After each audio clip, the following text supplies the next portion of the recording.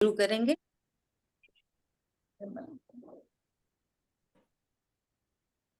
प्रदीप भाई आप बोल रहे हैं?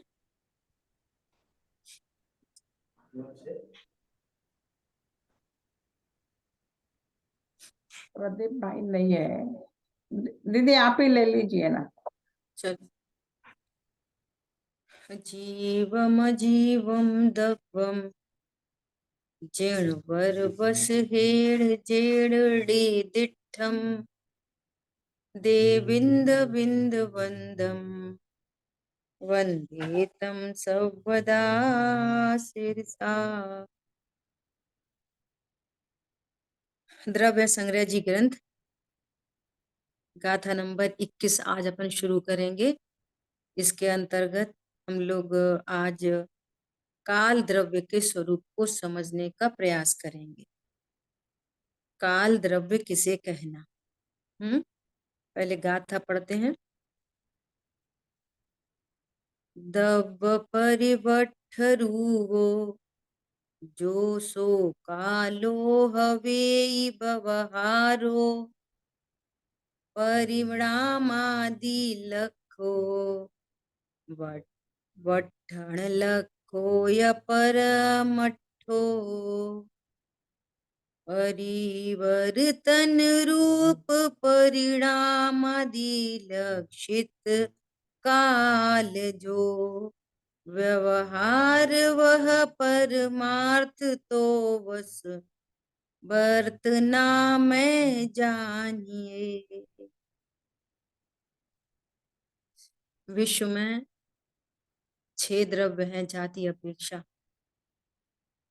और वे 6 द्रव्य एक दूसरे पर उपकार करते हैं।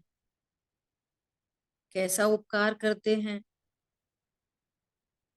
कि इनके आपस में निमित्त नैमित्तिक संबंध तो बनता है, पर कोई किसी को सहयोग या एक दूसरे का डिस्टरबेंस ऐसा कुछ नहीं होता है ना।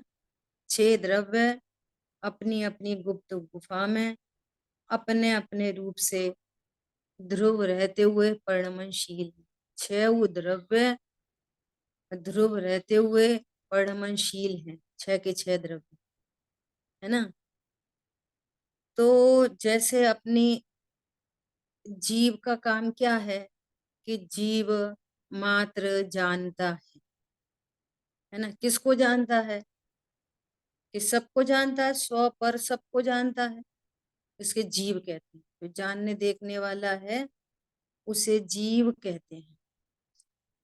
पुद्गल किसे कहते हैं? जिसमें स्पर्श रस गंध वर्ण पाए जाते हैं उसे पुद्गल कहते हैं। तो ये जीव और पुद्गल की स्वाश्रित परिभाषाएं हो गई, उनको उनके स्वरूप से कहा, है ना। अब धर्म द्रव्य की बात आई कि धर्म द्रव्य किसे कहना? तो धर्म द्रव्य अमूर्तिक असंख्यात प्रदेशी, तो उसका क्या स्वरूप कहा कि जो जीव और पुद्गल को गमन में निमित्त हो। गमन कराता नहीं है, गमन तो वे अपनी अपनी शक्ति से करते हैं, अपनी अपनी पर्यायगत योग्यता से करते हैं। धर्म द्रव्य वहां निमित्त है। इसी प्रकार अधर्म द्रव्य स्थिति में निमित्त है। और अपन ने आकाश द्रव्य की चर्चा देखी कि सारे द्रव्य अपने अपने स्व क्षेत्र में रहते हैं। अपने स्व क्षेत्र में रहने पर भी काल द्रव्य को कहा कि विश्व के सभी पदार्थों को, सभी द्रव्यों को जो रहने को स्थान देता है ना। तो इस तरह से आकाश द्रव्य की चर्चा हुई। अब काल द्रव्य की चर्चा आ रही है। तो काल द्रव्य भी कैसा है? निश्चय काल की चर्चा अपन पहले करते, यहाँ तो पहले व्यवहार काल की चर्चा दी है, फिर निश्चय काल की बात करेंगे। अपन पहले निश्चय काल को देखते हैं, है ना। निश्चय काल किसे कहना? कि जैसे अन्य 6 द्रव्य हैं उसी प्रकार काल भी एक द्रव्य है ना। एक बार यह चर्चा आएगी आगे कि कैसे कहा, गुरुदेव श्री के प्रवचन में आएगी, अपन तब पढ़ेंगे वहां पे। मैं भी हिंट अभी करती हूँ आपको कि कैसे पता चला कि काल एक द्रव्य है। तो कहते हैं, परिणमन होता है, इससे पता चलता है ना। करते हैं, बात करते हैं अभी, निमित्त है ना। तो कैसे पता सेवन चला कि नित्य होगा। काल की द्रव्य है। तो पता है क्या आंसर किया कि काल नामक एक शब्द है। काल क्या है? एक शब्द है। और शब्द क्या होता है? वाचक। तो जैसे कोई शब्द है वाचक, तो उसका एक वाच्य भी होना चाहिए। क्या कहा?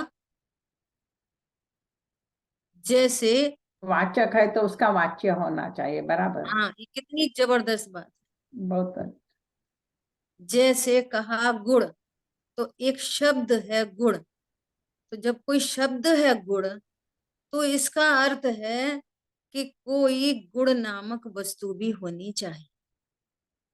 क्यों? वाचक में ये शक्ति है कि वह वाच्य को बताता है। तो काल शब्द जगत में पाया जाता है, तो इसका मतलब है कि काल नामक कोई वस्तु है। तो एक तो इस तरह से काल की सिद्धि की। ये कैसी सिद्धि है?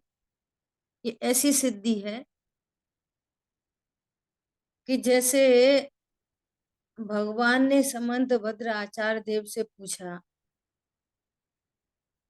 कि आपको कैसे पता चला कि हम ही सर्वज्ञ वीतरागी हैं? तो समंत भद्र आचार्य देव ने क्या आंसर किया? हे प्रभु, आपके वचनों से, आपके वचनों से। क्यों? आपके वचन पूर्वा पर विरोध रहित है। जैसा आप वस्तु स्वरूप कहते हो और हम अपने अल्प ज्ञान से देखते हैं, परमानेंसी विद चेंज, तो ऐसा ही तो आपने वस्तु स्वरूप बताया है। इसलिए आप ही सर्वज्ञ हो, आप ही देव हो। ये सब न्याय की चर्चाएं हैं। इस तरह से वस्तु स्वरूप की सिद्धि की जाती है।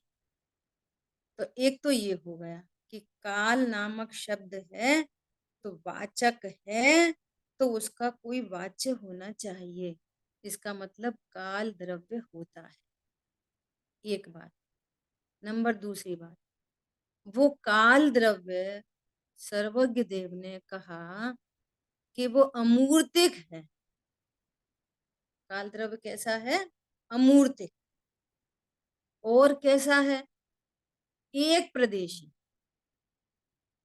आकाश के एक प्रदेश पर रत्न राशि की तरह जड़ित है।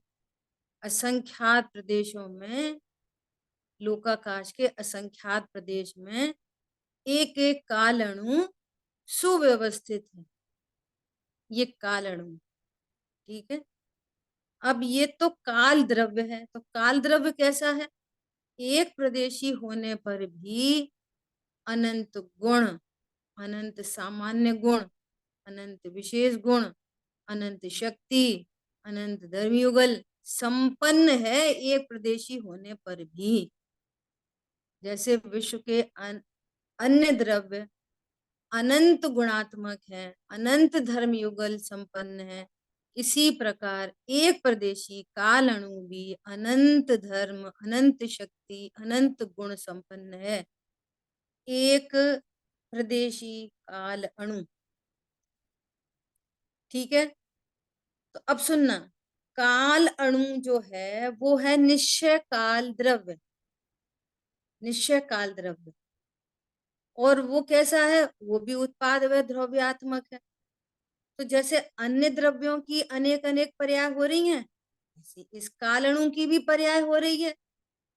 तो कालणु की क्या पर्याय है? वर्तना हेतुत्व।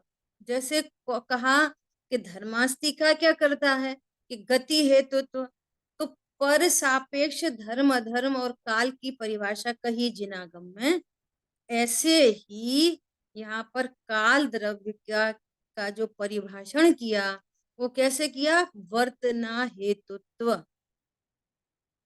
आकाश द्रव्य की भांति जैसे प्रत्येक द्रव्य अपने स्वक्षेत्र में रहता है, फिर भी पर क्षेत्र के एंगल से आकाश द्रव्य का स्वरूप कहा गया, उसी प्रकार से विश्व के सारे द्रव्य, अनंतानंत द्रव्य अपनी योग्यता से परिणमन करते हैं और उस परिणमन में निमित्त है काल द्रव्य।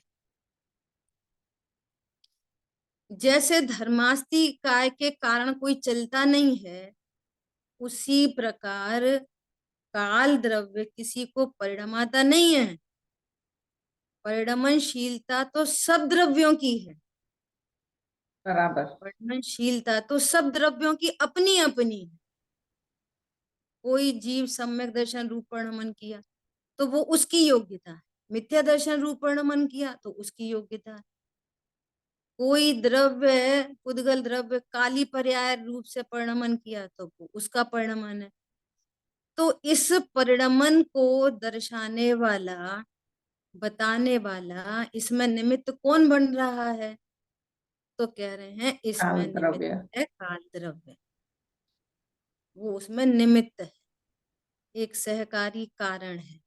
क्यों? विश्व के 6 द्रव्य इसी प्रकार आपस में निमित्त नैमित्तिक संबंध रखते हुए एक दूसरे के प्रति उपकार करते हैं। अब इस काल द्रव्य की चर्चा कैसे आई, तो कहते हैं कि ये जो टाइम फैक्टर है ना, ये टाइम, यही काल काल द्रव्य है। अब सुनना जरा, जैसे ये घड़ी घंटा, ये ये दीवार पे वॉल क्लॉक लगी है, तो ये घड़ी काल द्रव्य नहीं है,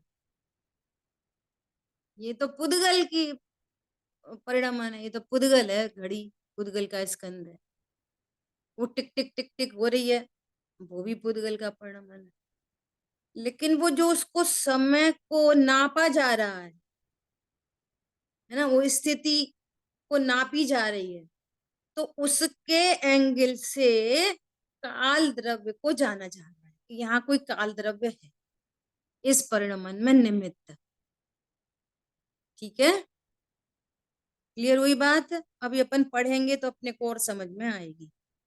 देखो गाथा, जो द्रव्यों के परिवर्तन रूप है, द्रव्यों के परिवर्तन रूप अर्थात परिणमन में निमित्त, अर्थात द्रव्य परिवर्तन की स्थिति रूप और परिणाम आदि से लक्षित होता है, वह व्यवहार काल है, और वर्तना लक्षण युक्त काल निश्चय काल है।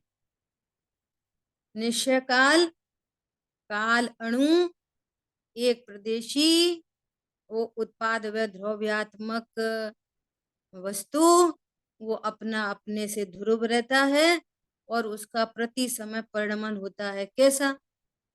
एक समय नहीं, क्या बोला? एक समय नहीं, वर्तना वर्तना वर्तना वर्तना हेतुत्व, जो अन्य अन्य को परिणमन में निमित्तता है जिसकी, ऐसा।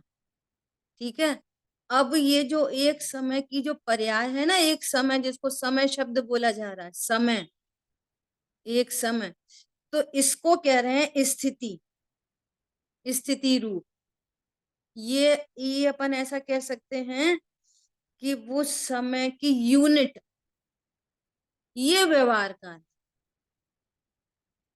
ठीक है, देखो टीका, जो द्रव्य के परिवर्तन रूप है, अर्थात द्रव्य की पर्याय के साथ संबंध वाली कालावधि रूप है, अभी अपने को समझ में आई, वह काल व्यवहार रूप है। और वह कैसा है, कि इस काल द्रव्य को हम कैसे जान सकते हैं, कि परिणाम हो रहा है ना, परिणाम, परिणमन, किसी भी चीज का परिणमन हुआ, कि ये कपड़ा हम लेके आए, अब ये कपड़ा 2 साल हो गए इसको लाके, और अब ये थोड़ा पुराना पुराना हो गया, है ना। तो ये पुराना पुराना हुआ ना, ये तो उस कपड़े का परिणमन है, पुराना पुराना। लेकिन ये पुराना होने में जो काल अवधि लगी ना, तो वो जो हम टाइम फैक्टर से ले नाप रहे हैं ना, कि 2 साल हो गए इसको, 2 साल, तो वो एक एक समय स्थिति को ऐड करते करते करते करते कितना हो गया कि 2 साल। तो ये 2 साल व्यवहार काल है। समझ आ गई बात? जैसे जानना, जानना कहते हैं ना, जीव की पर्याय, जीव द्रव्य, जीव तत्व, त्रिकाली ध्रुव, भगवान आत्मा, और जानना उसकी पर्याय। किसको जान रहा है? किसी को भी जाने, स्व को जाने कि पर को जाने, जानना पर्याय।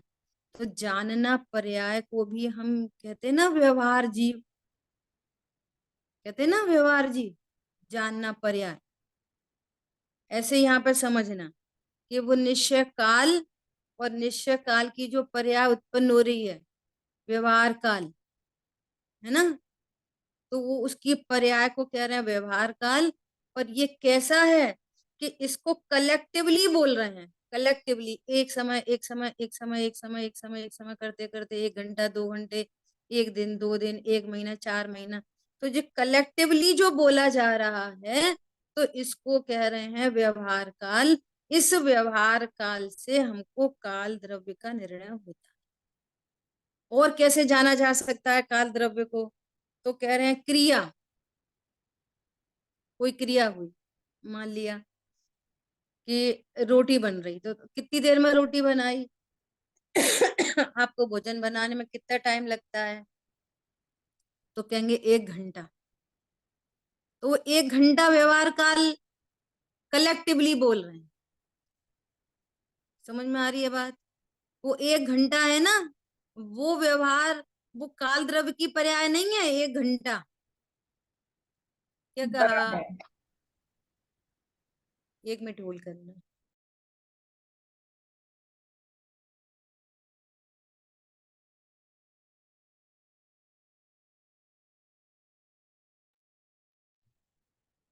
समझ आई बात?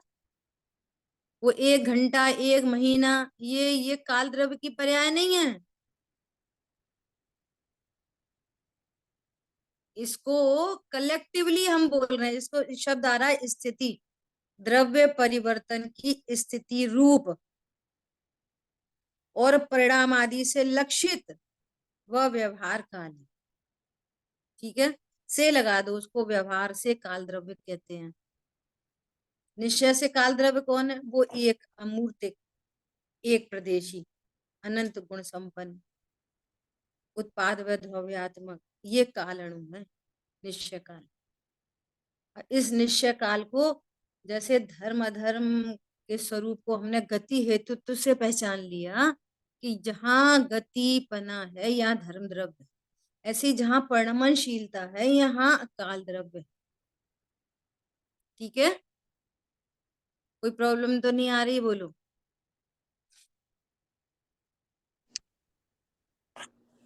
नहीं देखो समझ में आते, कोई ने ना समझाए तो बोल जाओ। हाँ, अभी क्रिया, क्रिया से काल द्रव्य को पहचाना जाता, और किससे? परत्व और अपरत्व से लक्षित होता है, ज्ञात होता है, अतः वो परिणाम आदि से लक्ष्य है। लक्ष्य है का अर्थ समझ लो कि इनके द्वारा जाना जाए। ये परत्व अपरत्व क्या है?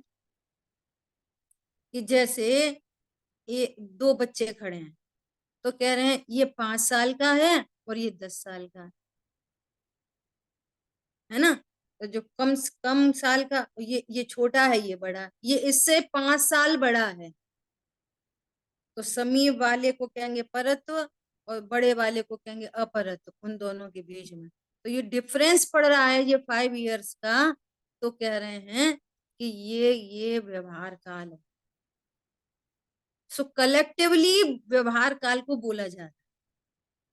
व्यवहार की काल की जो एक पर्याय है, जिसको व्यवहार काल कहना, वो तो वर्तना हेतुत्व है, जो अन्य सभी द्रव्यों को परिणमन में निमित्त। ठीक है। अब निश्चय काल का कथन किया जाता है, जो वर्तना लक्षण वाला है, ये है निश्चय काल। और जिसको हम परिणाम से, क्रिया से, जैसे पूछा कि सिद्ध भगवान अनंत दशा से जब सिद्ध पर्याय में गए, तो क्या हुआ, अघाती कर्मों का भी क्षय होकर, है ना, तो वो जो छायक भाव प्रकट हुए हैं, तो उसमें कह रहे हैं कि सिद्ध भगवान को जो छायक भाव प्रकट हुए हैं, उसमें कौन निमित्त, तो कह रहे हैं कर्मों का क्षय, घाती अघाती सब कर्मों का क्षय हुआ, वो सिद्ध दशा प्रकट हुई। तो पहली सिद्ध दशा तो प्रकट हुई कर्मों के क्षय से, वो तो हो चुका कर्मों का क्षय। अब दूसरी सिद्ध दशा में कौन निमित्त है, तीसरी सिद्ध दशा में कौन निमित्त है, चौथी में कौन निमित्त है, अनंत काल तक कौन निमित्त है? क्यों, जब भी कोई उपादान है तो वहां निमित्त तो कंपलसरी है। तो पहली सिद्ध पर्याय में तो कर्म का क्षय निमित्त होगा, और आगे की पर्यायों में अब कौन निमित्त है, बोलो? काल। काल का, द्रव्य। काल द्रव्य, ये वर्तना है, वर्तना चल रही है ना, परिणमनशीलता लगातार, सिद्धत्व सिद्धत्व सिद्धत्व, अनंत गुणों की शुद्ध पर्याय, अनंत गुणों की शुद्ध पर्याय। तो ये परिणमनशीलता है ना, तो इस परिणमन में, वो परिणमनशीलता तो उसी द्रव्य की है, लेकिन उसमें निमित्त कौन पड़ रहा है, काल द्रव्य। इस तरह से काल द्रव्य की सिद्धि होती। और जो दीदी, व्यवहार काल की जो बात आएगी, तो फिर उसको, ये इतने साल का, ये ऐसी क्रिया हुई, हम मंदिर से घर आने में हमको आधा घंटा लगता है, तो ये घड़ी घंटा आदि से जो नाप है ना, ये व्यवहार काल। ठीक है, ऐसा। दीदी हमको वो ये सब पढ़ते हैं सुनते हैं, पर वो निश्चय काल का भाषण नहीं होता, व्यवहार काल का ही समझ में बैठता है। देखो कितनी अच्छी अपन ने स्टार्टिंग पहले निश्चय काल से की, और बहुत सुंदर हेतु मिला जो गुरुदेव श्री के प्रवचन में, वो सबसे पहले उसी को रखा। अपन ने अभी जो शुरुआत की, वो निश्चय काल से शुरुआत की, यही सोचते हुए कि सबको निश्चय काल समझने में टफ पड़ता है, और अपने को सरल लग रहा है। क्यों लग रहा है? कि धर्म द्रव्य की हमको स्वीकृति हो रही है कि नहीं हो रही है, कैसे हो रही है? तो दो बातें आ रही हैं। दो बातें, क्या दो बातें आ रही हैं?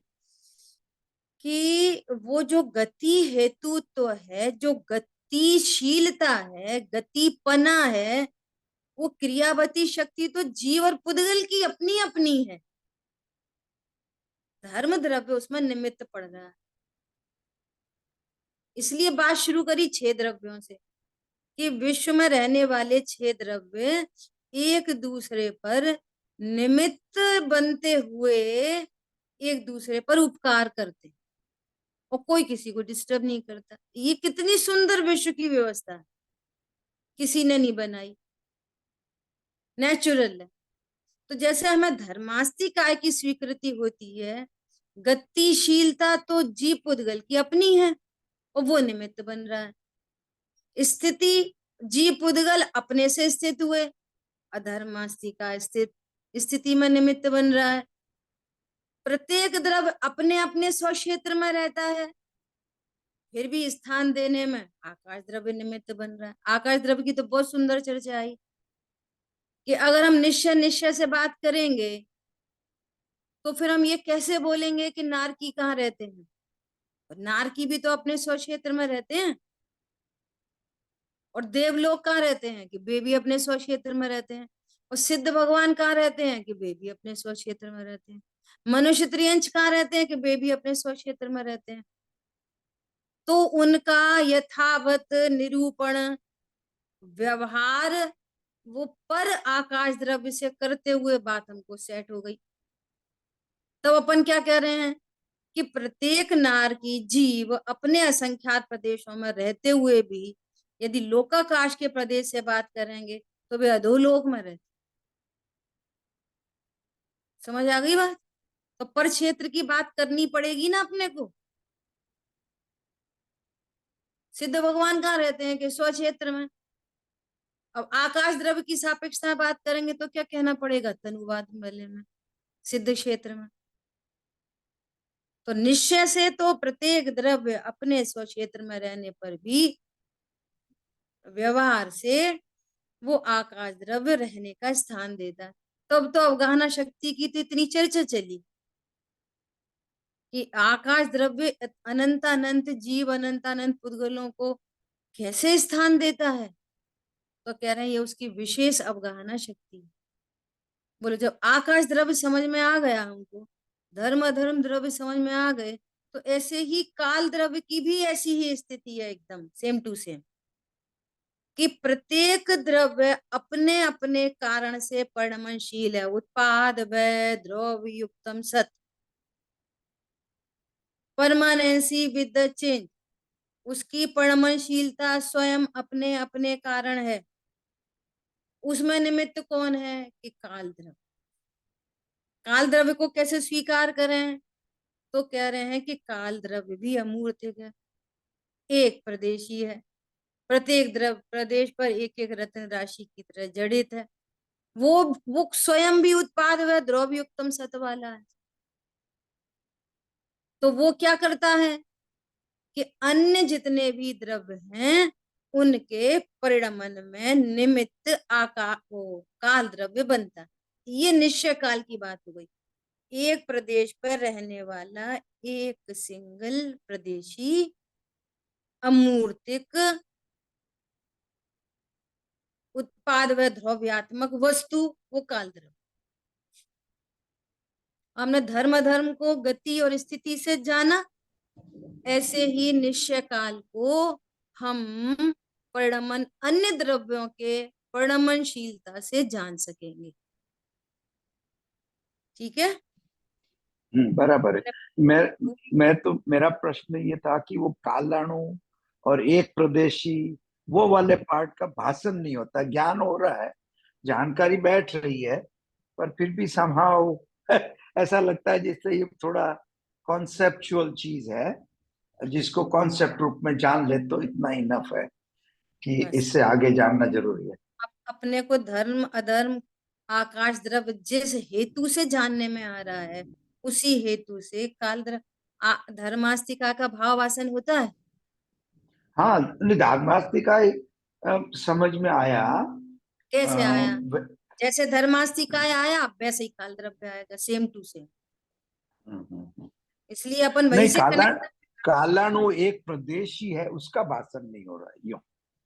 वो असंख्यात कह रहा प्रदेश क्या हो रहा है, धर्मास्तिका नहीं, असंख्यात प्रदेशी है। धर्मास्थी धर्मास्थी अधर्मास्थी असंख्यात प्रदेशी है, और हम्म, और कालाणु एक प्रदेशी है। बस जैसे तो उनका वो, भाव वासन है ऐसे ही इसका भी है, सेम टू सेम है, कोई डिफरेंस नहीं। हाँ, ऐसे क्योंकि एक एक उनका उनका का धर्मास्थी या धर्मास्थी और आकाश का तो इसलिए समझ में आता है क्योंकि अपने अपने समझ में बैठता है। स्पेस का लिमिटेशन है, तो जहां जहां लोकाकाश है वहां पे गति होती है, और रुकना होता है। बस तो वहीं वो वहीं पकड़ पे में वर्तना, वहीं हाँ, वो वहीं पर पकड़ में आता है। परिणमनशीलता है बस। हाँ, परिणाम, चलो ठीक है, वहीं बहुत वहीं अच्छा, पर थैंक यू। अब परिणमनशीलता है, और जो परिणमनशीलता में जो निमित्त है वो काल है।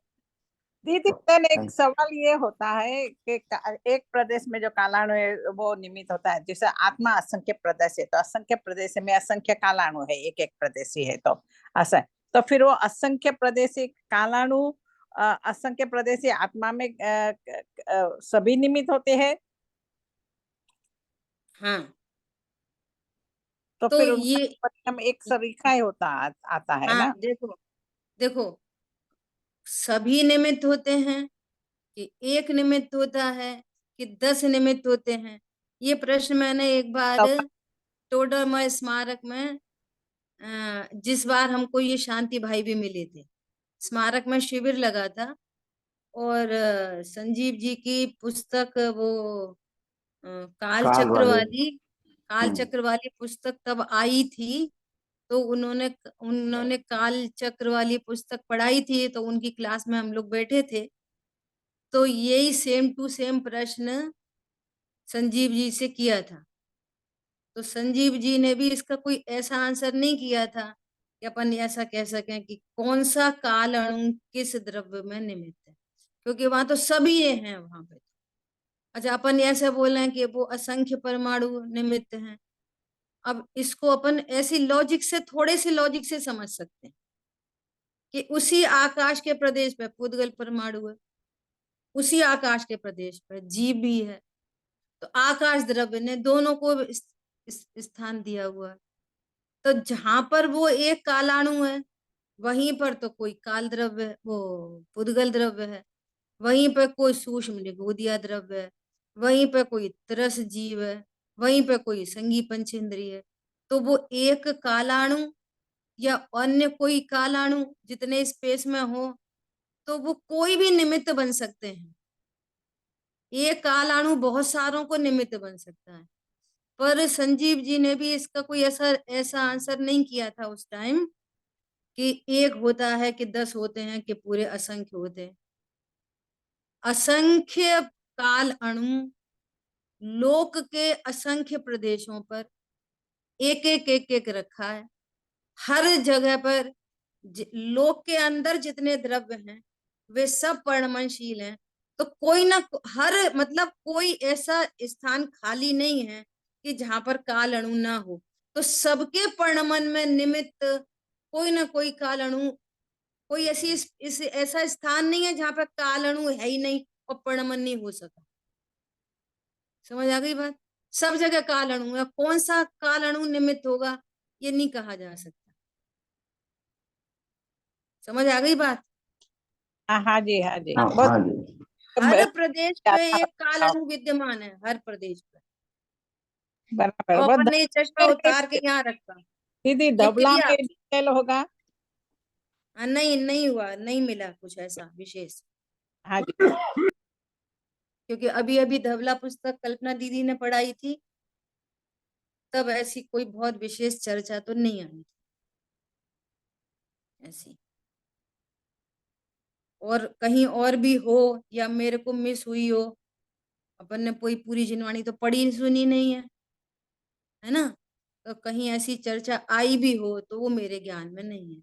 वो गुरुदेव का न्याय बराबर है। वाच्य वाचक है तो वाच्य होना ही चाहिए, तो काल द्रव्य है ही, वो बात बराबर बैठ जाती है। बहुत है ना? अच्छा। एक बात, इसलिए मैंने स्टार्टिंग यहीं से की, है ना? एक बात तो ये हो गई। दूसरी बात ये भी अपन युक्ति ये लगा सकते हैं कि जब भगवान ये कह रहे हैं कि प्रत्येक प्रदेश पर एक एक काल अणु विद्यमान है, तो कोई सी ऐसी जगह खाली नहीं है ना कि जहां पर कोई द्रव्य परिणमन करता तो वहां काल द्रव्य एब्सेंट था, सो परिणमन नहीं हो पाया। सब जगह ही विद्यमान है ना, तो जहां जिसके जो निमित्त बन रहा है वो निमित्त बन जाएगा। एक ही काल अणु अनेक द्रव्यों को निमित्त बन सकता है, इसमें क्या बात है? और ये तो निमित्त नैमित्तिक संबंध है ना। काल द्रव्य तो अपने में परिणमनशील है और अन्य द्रव्य भी अपने में परिणमनशील है। एक निमित्त नैमित्तिक संबंध बना हुआ है, कोई किसी के लिए तो कुछ कर नहीं रहा, सब अपनी अपनी गुप्त गुफा में रहते हैं। बस ऐसे ही जीव। तीसरे नंबर की गाथा याद करो समय सार जी की, ठीक है? ऐसा देखो,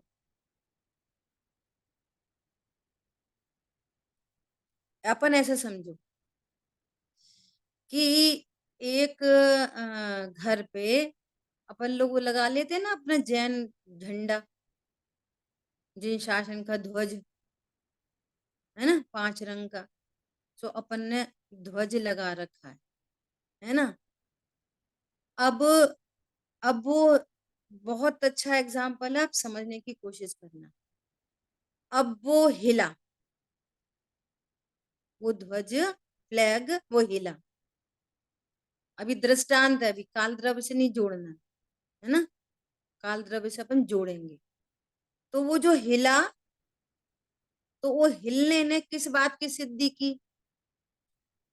बोलो। बहुत देर से स्टिल था, बहुत देर से स्टिल था, और थोड़ी देर के बाद ऐसे ऐसे हिलने लगा, लहराने लगा। तो क्या पता चला आपको? बोलो। सिंपल क्वेश्चन है, एकदम सिंपल।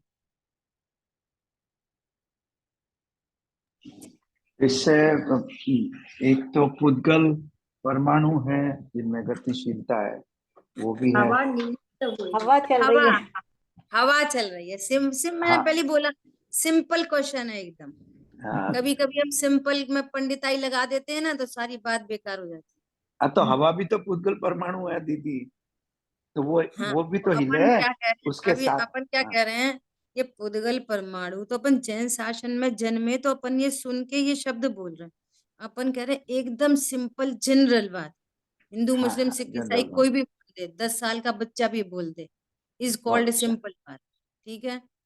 तो वो फ्लैग हिला, तो हमें तो हवा नहीं दिख रही, हम आपको काल द्रव्य दिखाने की कोशिश कर रहे हैं।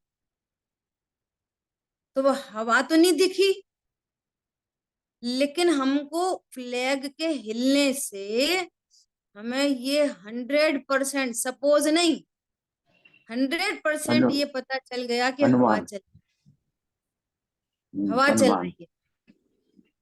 अपन कमरे में बैठे हैं अंदर, ग्लास के सब डोर हैं, और अपन ने पंखा वो हाँ फ्लैग ऐसे छत पे देखा, फ्लैग हिलते हुए, कोई दूसरे की छत पे देखा फ्लैग हिल रहा है, तो आप क्या बोलोगे? अरे हवा चल रही है बाहर बहुत तेज, बराबर। ऐसा बोल हम लोग यहाँ पेड़ को हिलते हुए देखते हैं, वही बात सोच के।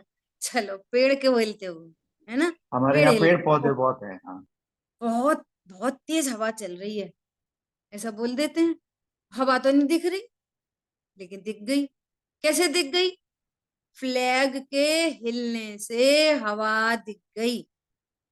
ऐसे ही द्रव्यों के परिणमन से काल द्रव्य दिख गया। क्या बोला? अब लगाओ अपन अपनी भाषा। बहुत अच्छा। बस काल द्रव्य दिखा कि नहीं दिखा? हाँ जी। हवा दिखी कि नहीं दिखी? परिणमन से अन्य के काल पर, हाँ द्रव्य। ये वेरी गुड। परिणमन से फ्लैग स्टिल था, अभी ऐसे ऐसे से हिलने लगा। पेड़ सीधे खड़ा था, अभी उसके पत्ते ऐसे ऐसे हिलने लगे। अरे बड़ी तेज हवा चल रही है। बस हवा तो दिख नहीं रही, दिख गई ना, हवा चल रही है, पेड़ हिल रहा है।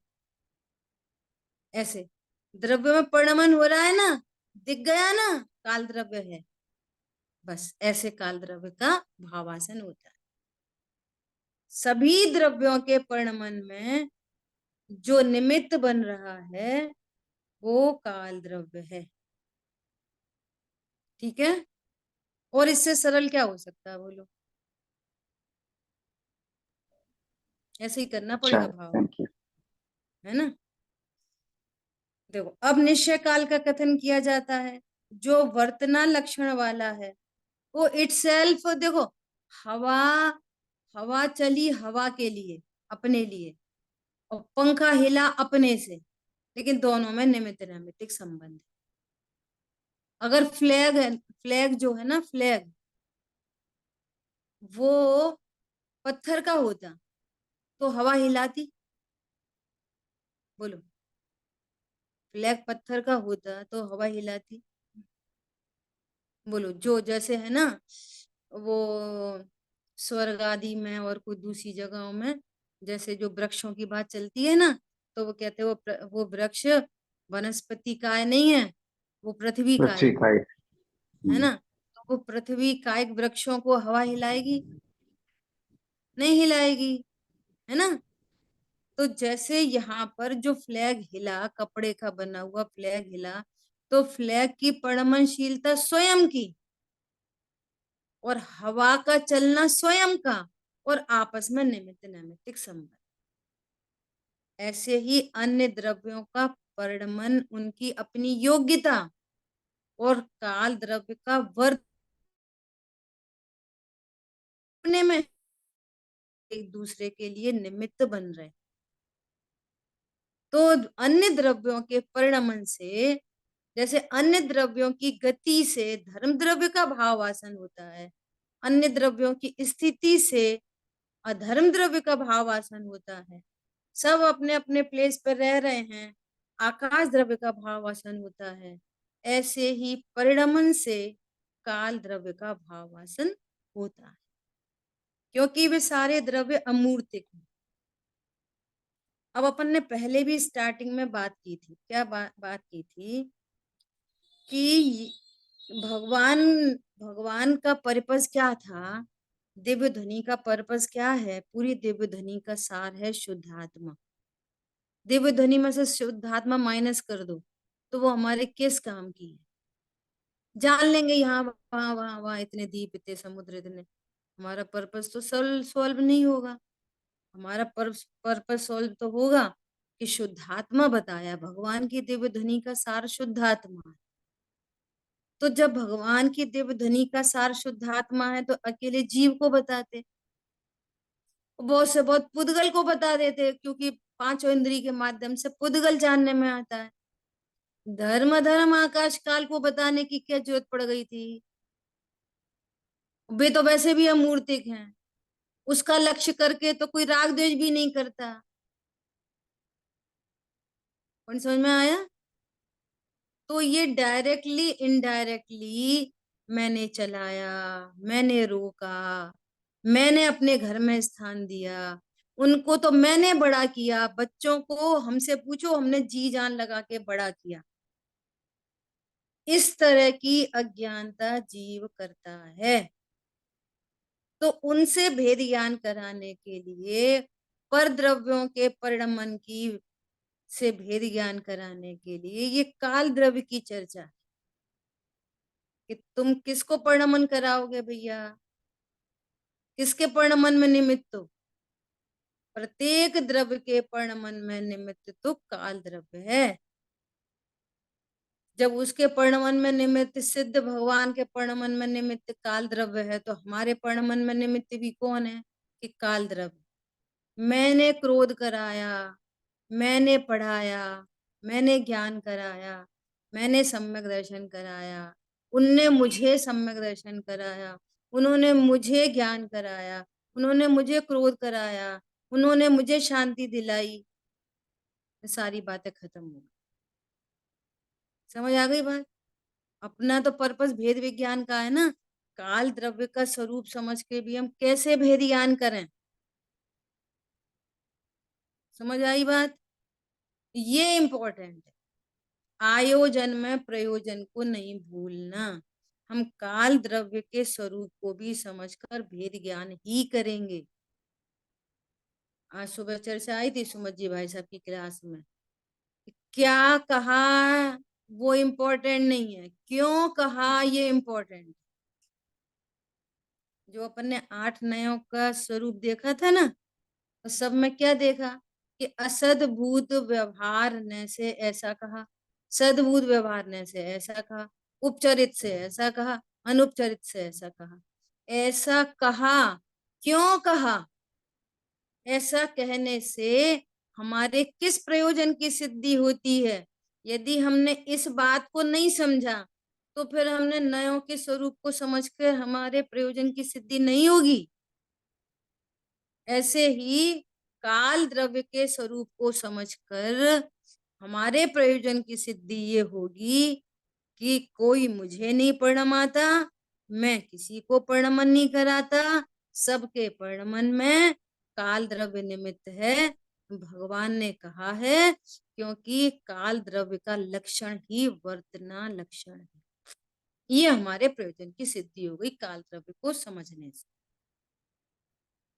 ठीक है दीदी समय क्वेश्चन है। हम्म, दीदी बोलिए। जैसे काल द्रव्य निमित्त है, वैसे निमित्त तो एक से ज्यादा हो सकते हैं, तो हम भी तो निमित्त हो सकते हैं। जैसे बच्चों को बड़ा किया तो हम बोल सकते हैं हम भी निमित्त हुए। हाँ, निमित्त, निमित्त किसे कहते हैं? पहली बात तो निमित्त की परिभाषा ये है कि वो जस्ट वहां प्रेजेंट है। हाँ। तो ये निमित्त को कह के भी उसमें कुछ ना कुछ कर्तृत्व रखता है, इसलिए उसका निषेध कराया जाता है। तो ये निषेध कराया जाता है कि जो बच्चा है वो 5 साल का हुआ कि आपने 4 साल में 5 साल का कर दिया, तब तो हम कहेंगे हमने बड़ा किया। तो काल द्रव्य फैक्टर आ रहा है। फैक्टर कौन आ रहा है? काल द्रव्य, करेक्ट। काल द्रव्य ही फैक्टर बन रहा है, आप नहीं करेक्ट। फैक्टर बन रहे। क्यों? तुम 4 साल में 10 साल का कर देते तो हम मान लेते कि आपने बड़ा किया। नहीं, हमने गोरा किया, हमने मोटा किया, हमने पतला किया, तो नामकर्म खड़ा है सामने। नामकर्म बोलेगा कि ये मैंने किया कि आपने किया। आपकी तो सिद्धि कहीं भी नहीं हो रही। फिर बोलोगे वो तो रोगी था, हमने बहुत दवाई दे दे के सही किया, तो साता कर्म खड़ा हो जाएगा। वो बोलेगा कि साता तो हम के उदय में तो हमने काम किया, आपने क्या किया। समझ आ गई बात? हाँ जी, हाँ जी, हाँ जी। तो कर्तृत्व आपका का। काम क्या है? आपका करेक्ट। काम क्या है कि मात्र जानने का है, सो जानो बस। और जो जानता देखता है उसके कोई बच्चे बच्चे नहीं होते, करेक्ट। वो भी एक करेक्ट। जीव द्रव्य है।